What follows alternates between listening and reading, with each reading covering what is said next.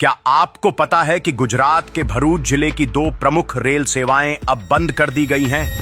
ये हैं अंकलेश्वर से राजपीपला और झगदिया से नेत्रंग की रेल लाइनें। कारण बताया गया, यह लाइन घाटे में थी। घाटा? क्या भारत सरकार के पास पैसा सिर्फ तब कम पड़ जाता है जब बात आदिवासी इलाकों में निवेश करने की आती है? क्या यह महज घाटे की बात है या फिर इसके पीछे कोई और बड़ा षड्यंत्र, कंस्पिरेसी चल रहा है? चलिए आज हम इसकी परतें खोलते हैं।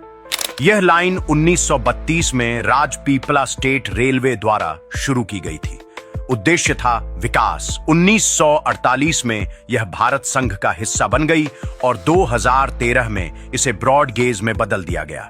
लेकिन 2020 में रेलवे बोर्ड ने इसे आर्थिक रूप से अनुपयोगी, अनइकोनॉमिक लाइन बताकर बंद कर दिया और 2023 तक यह एक बंद और परित्यक्त, क्लोज्ड एंड अबैंडन्ड सेक्शन घोषित हो गई। अब यहां आता है असली खेल। अगर आप इन स्थानों को गूगल मैप्स पर देखेंगे तो आपको समझ आएगा कि रेलवे लाइन उखाड़ने के बाद क्या हो रहा है। अवैध परिवहन, उखाड़ी गई रेलवे लाइन और पुलों का इस्तेमाल अब सिलिका सैंड के अवैध परिवहन के लिए किया जा रहा है। यह खनन के नियम और पर्यावरण के नियमों का सीधा उल्लंघन है। प्रदूषण के प्लांट, रेलवे की जमीन के पास सिलिका सैंड के प्लांट्स चल रहे हैं जो प्रदूषण फैला रहे हैं। यह वाटर एक्ट 1774 और एयर एक्ट 1991 की धज्जियां उड़ा रहा है। जमीन का दुरुपयोग, रेलवे की संपत्ति का निजी व्यावसायिक उपयोग हो रहा है। क्या यह रेलवे एक्ट का उल्लंघन नहीं है? आदिवासी अधिकार बनाम विनाश सबसे दुखद बात।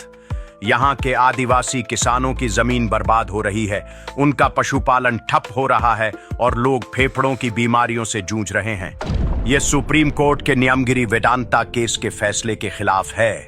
क्या स्क्रैप भी गायब हो गया?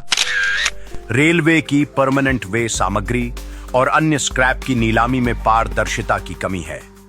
जब कोसंबा उमरपाड़ा रेल लाइन का ऑक्शन हुआ था तो क्या झगड़िया नेत्रंग का भी हुआ? सबूत कहां है? गांवों में यह चर्चा आग की तरह फैल रही है कि रेलवे ट्रैक इसलिए हटाए गए ताकि सिलिका सैंड के धंधे को बढ़ावा दिया जा सके। लोग खुलेआम कह रहे हैं कि बड़े नेताओं और अधिकारियों की मिलीभगत से यह सब हो रहा है। यहां लोग बीमार हो रहे हैं, उनके जल स्रोत दूषित हो रहे हैं और उनकी जमीन बर्बाद हो रही है। क्या यह सब सबका साथ, सबका विकास, सबका विश्वास के वादे के अनुरूप है? यह सिर्फ एक रेलवे लाइन बंद होने की कहानी नहीं है। यह है आदिवासी अधिकार बनाम औद्योगिक माफिया का खेल। यह है विकास के नाम पर विनाश का कड़वा सच। सवाल यह है कि सत्ता पक्ष तो मौन है, लेकिन विपक्ष भी अपनी चुप्पी साधे क्यों बैठा है? क्या सत्ता पक्ष, विपक्ष और सभी आदिवासी नेता और आदिवासी संगठन भी यही चाहते हैं कि आदिवासी का जल, जंगल, जमीन, खनिज सब कुछ छीन लिया जाए, यहां तक कि उनके जीवन भी? क्या आप इस साजिश को बेनकाब करने के लिए तैयार हैं?